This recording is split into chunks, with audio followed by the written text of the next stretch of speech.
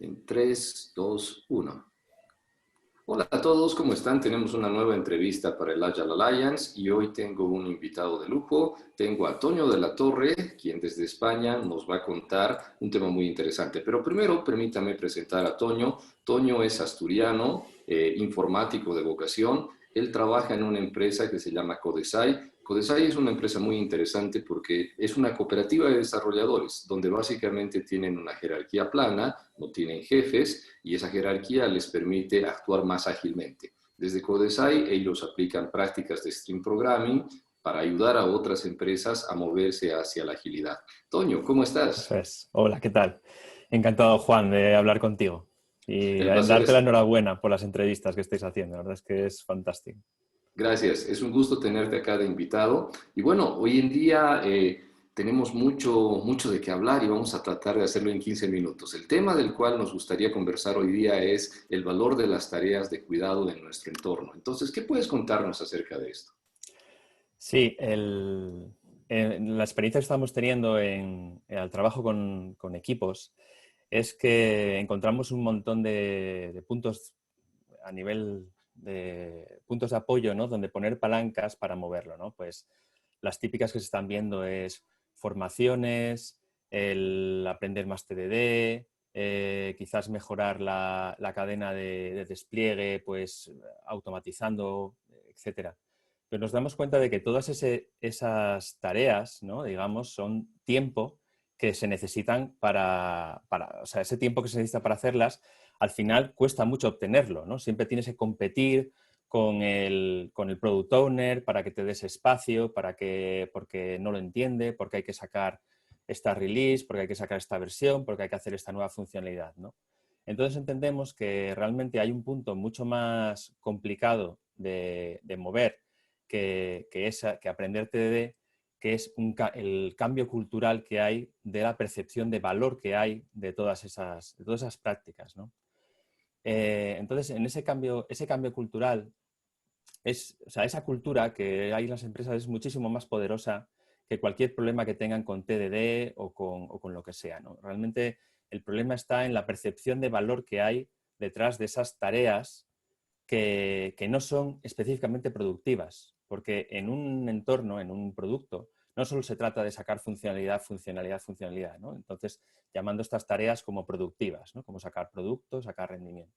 Hay otras tareas que son muy importantes, que son las tareas de cuidado de nuestro sistema, ¿no? Hay que darles ese cariño para que realmente el desarrollo sea sostenible, sea más mantenible, que pueda realmente resistir el paso del tiempo, ¿no?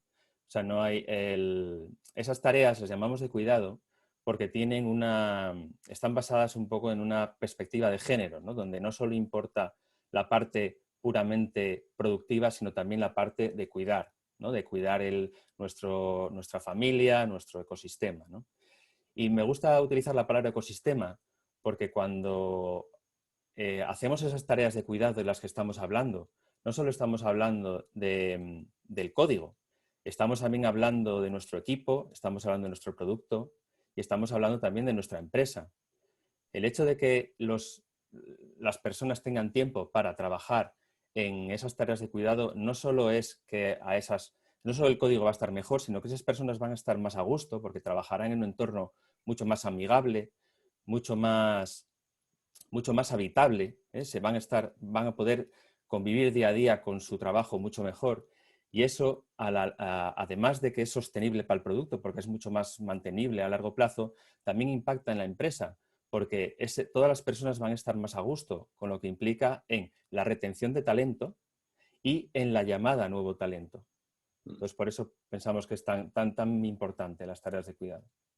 Y creo que dentro de este cuidado está el aprender a hacer mejor el trabajo, el limpiar el código. Mm. Y entiendo lo que dices, que muchas veces las empresas quieren cosechar los frutos, pero no quieren replantar y reinvertir. Ujú. ¿Tú has visto Eso eso es. en tu experiencia?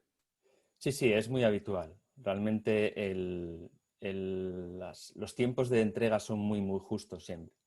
Entonces no permiten espacio para la mejora continua, para dar ese cariño que necesita, por ejemplo, el código, ¿no? O sea, esto está, o sea, el concepto de deuda técnica aquí aplica muy bien. Nosotros, si podemos comprar en un momento dado, decir, bueno, pues vamos a ese poquito más, ¿no? Vamos a ir un poquito más rápido porque necesitamos llegar antes de Navidad o necesitamos antes llegar el Black Friday o cualquier fecha de estas importantes.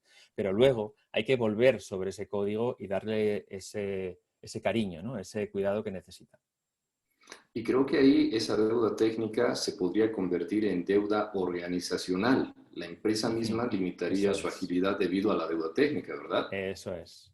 Eso es. Ahí está donde está el problema de que luego, cuando se quiere, si no se vuelve, ¿no?, a pagar esa deuda técnica, ¿no?, o no se vuelve a cuidar nuestro sistema, porque las tareas de cuidado son mucho más que la deuda técnica, ¿no?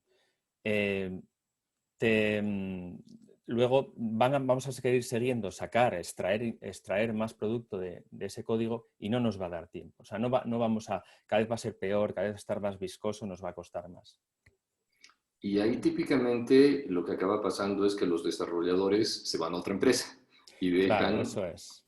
a la organización con un ecosistema muy dañado, muy Sí, exacto. desgastado. Sí. ¿Y, y qué se les ocurre a ustedes desde Codesai? ¿Cómo han ayudado a las empresas a que tomen Mm. más conciencia de cuidar este ecosistema? Sí, nosotros hemos hecho un proceso en el que para poder incorporar estas tareas de cuidado a los sprints, ¿no? Si hablamos de Scrum o digamos, al proceso de desarrollo que se utilice.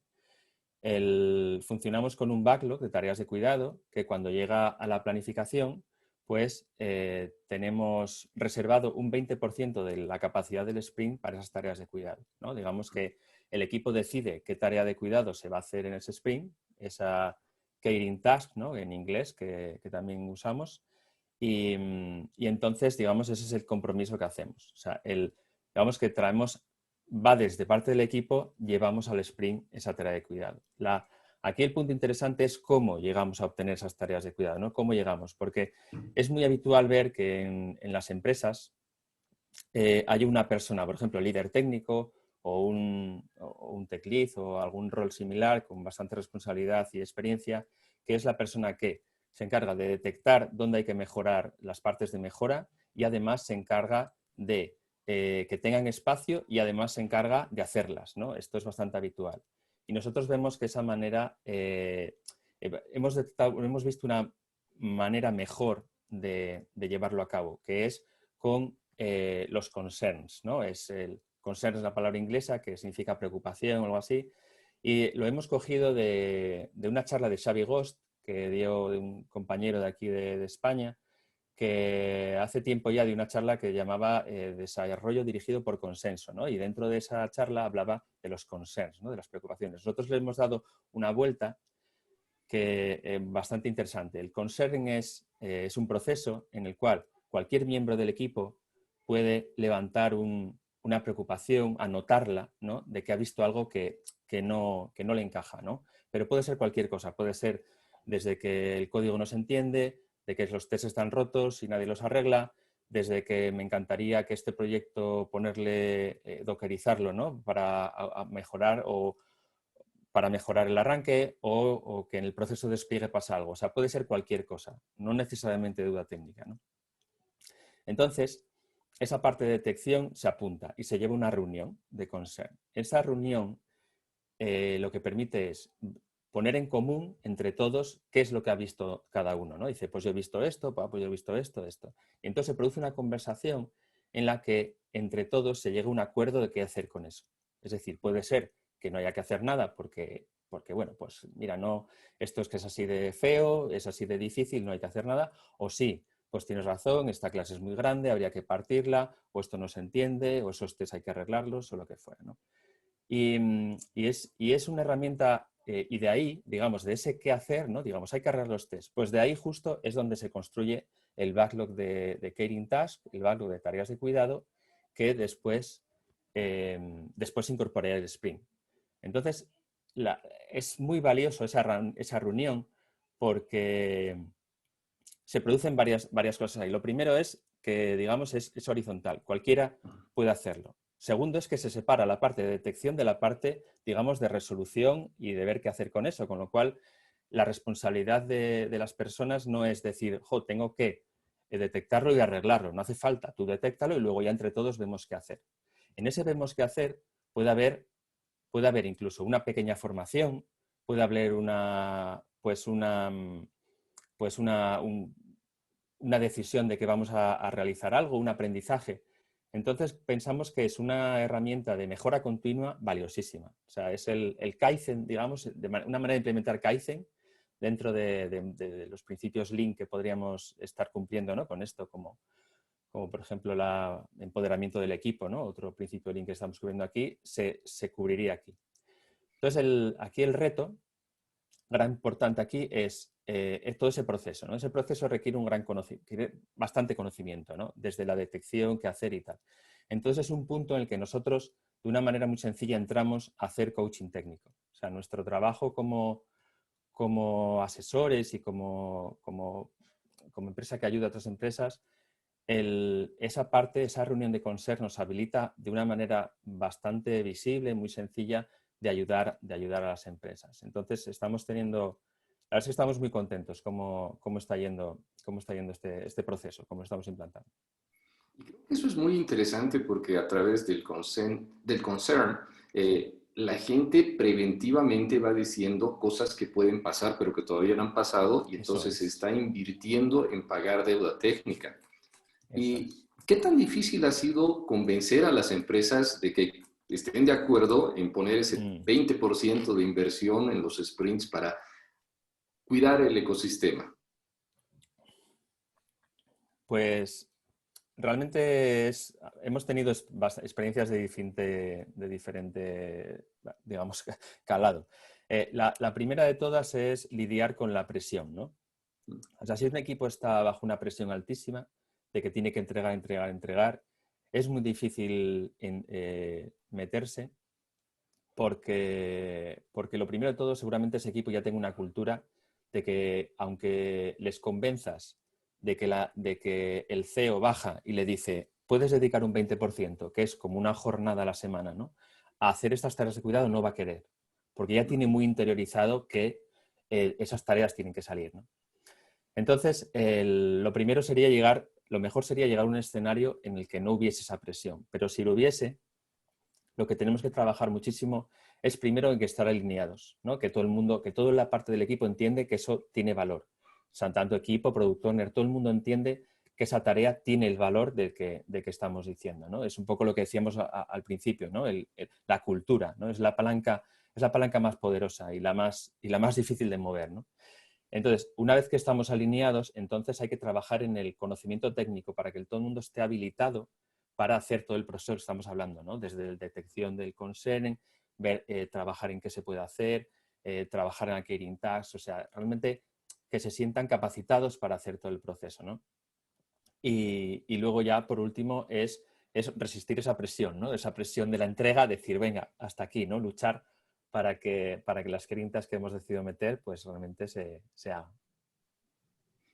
Y claro, ahí es donde interviene la disciplina tanto de la organización como de los desarrolladores que deciden Mm. invertir en cuidar su ecosistema, porque al final, bien cuidado, los va a beneficiar a todos. El Eso tiempo es. siempre es nuestro peor enemigo en estas entrevistas. Podríamos seguir hablando, pero el tiempo.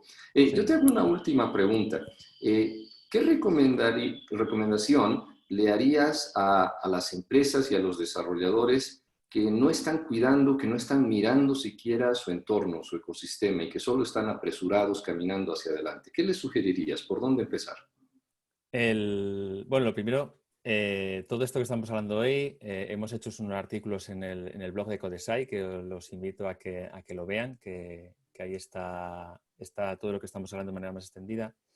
Y la recomendación que les haría sería eso, lo primero, visibilizar, lo primero, visibilizar realmente las necesidades que tiene el código, que todo el mundo sea consciente de que eso está ahí, ¿no? Y luego, una vez hecho esto, entonces, que puede estar, digamos, bajo presión, alineados o no con negocio, da igual, pero por lo menos ser conscientes de lo que tenemos. Y después, una vez hecho esto, elegir algo, empezar por una cosa solo, ¿vale? Decir, bueno, yo creo que este sería el punto de empezar, ¿vale? Y entonces empezar y intentar después ya que en el siguiente sprint, la siguiente iteración, hablar con negocio, hablar con, digamos, estamos suponiendo un entorno difícil, ¿no? En el que si no hubiese esa capacidad, pues no habría problema, ¿no? Pero decirle, mira, solo queremos hacer esto porque pensamos que para la próxima iteración es muy valioso, porque si mezclas las tareas de cuidado y encima con la oportunidad que te dé una nueva funcionalidad porque pasa por ahí, entonces es muy fácil que negocio, que la empresa entienda que es valioso eso, porque realmente no solo es valioso para un futuro, es valioso de manera inmediata. Definitivamente, invertir en lo técnico. Muchísimas gracias, Toño. Ha sido un placer tenerte en este espacio para el Agile Alliance. La Muchas despedida contigo, gracias. por favor. Pues nada, pues muchas gracias. También gracias a Ingrid Astid por haberme presentado a ti, porque de verdad que es un placer el haber tenido esta charla contigo. La verdad es que muchísimas gracias. Gracias a ti, Toño, y será hasta otra oportunidad. Mil gracias.